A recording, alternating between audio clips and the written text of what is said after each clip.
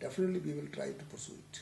Okay, so that proposal I can give you about... You can give. You are most welcome to give it in black and white so that we are able to implement. Okay. Another thing that I saw in Sri Lanka is that how little villages are benefiting financially out of micro hydro projects. The government has set up World Bank funding where they are giving loans to micro hydro projects because these loans can be capitalized. It's a guaranteed income because the government is buying the electricity back, and it benefits the village as a whole, as a collective. Is there any such scheme, or is there also any ideas of setting up this, because power is a great need in India. There is insufficient power and a lot of oil is burnt to generate electricity. Is there any such structure in Himachal or any other states where micro hydro is being fed into the grid and villagers can benefit by this form of income? You will be pleased to know that Himachal Pradesh uses only hydroelectric power produced by the state. We have a number of projects.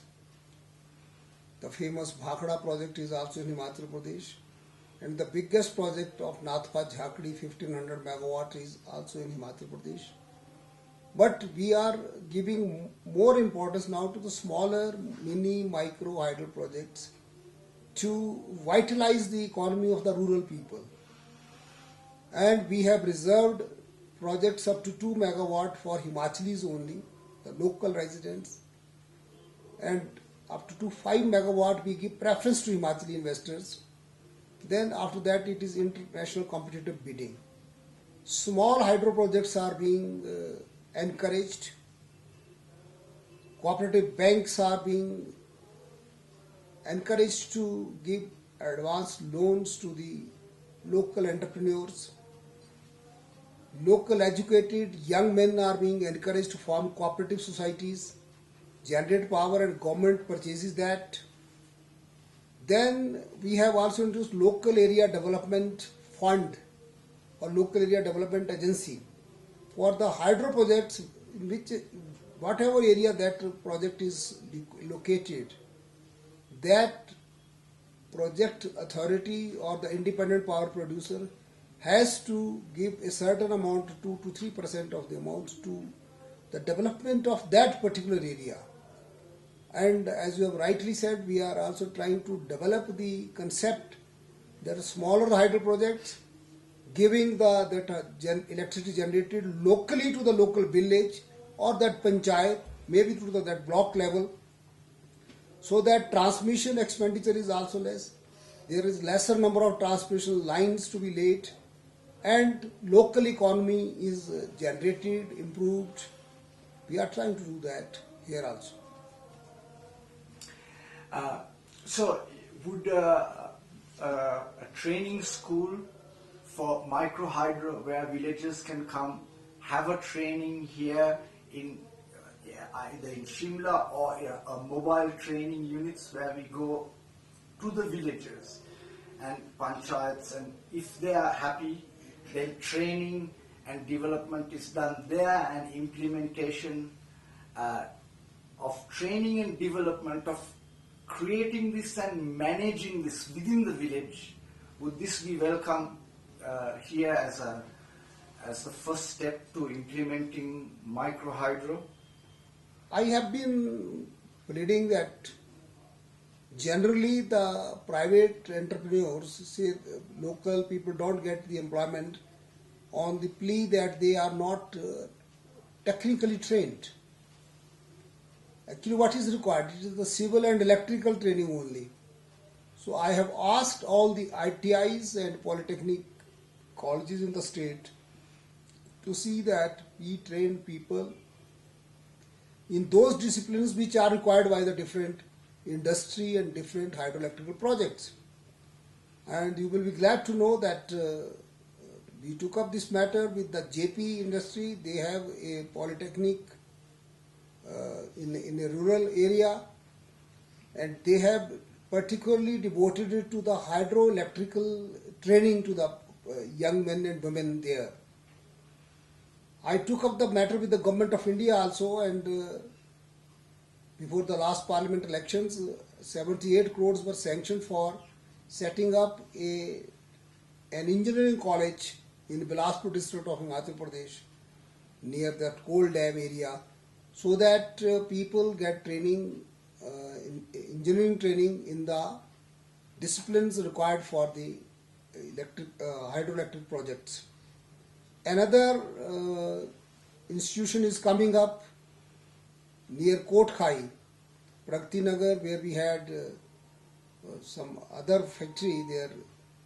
We are having that college through with the help of SJVN, Satluj Jal Vidyut Nigam Limited, that will be installed there. So 2 engineering colleges, polytechnic college, and then every ITI training in civil and electrical works.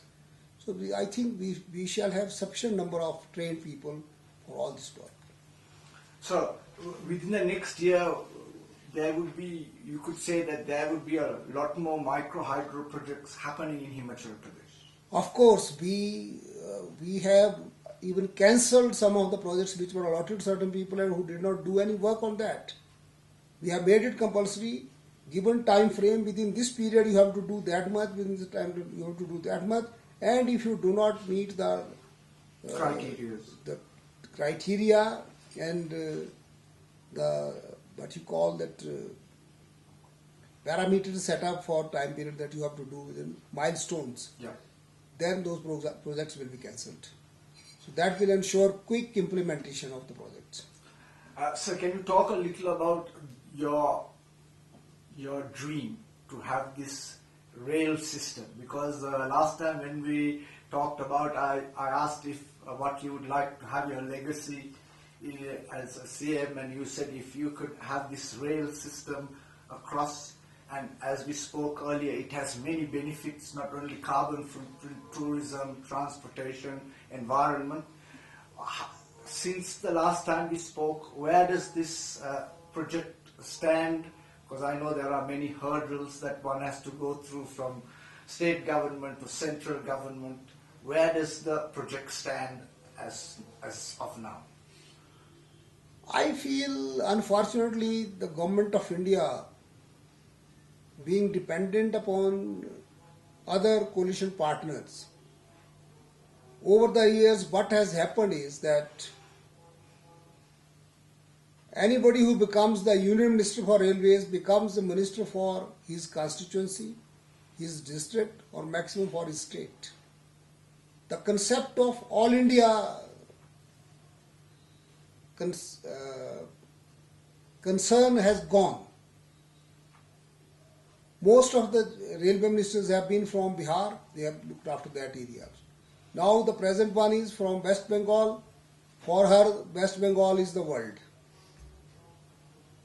And what is happening is certain areas are being ignored, not only from commercial point of view, from environment point of view, from defense point of view also.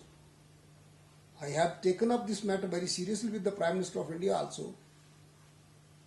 China, after 62 war, developed a railway line from Beijing to Lhasa, and they are laying, I am told, another 6 railway lines there on the other side of the border, and we don't have even one. I have been pleading, expand it from Pathankot, Jogindanagar, Mandi, Kullu, Manali, then Lahore and Leh, Ladakh, or from this Banopali, Bilaspur, Mandi, Kullu, Manali, Leh. That should be there. And I have explained the benefits. So far, there little work has been done on that. And I feel country will have to pay a very heavy price for this negligence. Army officers have been calling on me. They have been pleading with the government of India that this railway line is a must to save the country and save the ecology both. So I would very much wish that we depend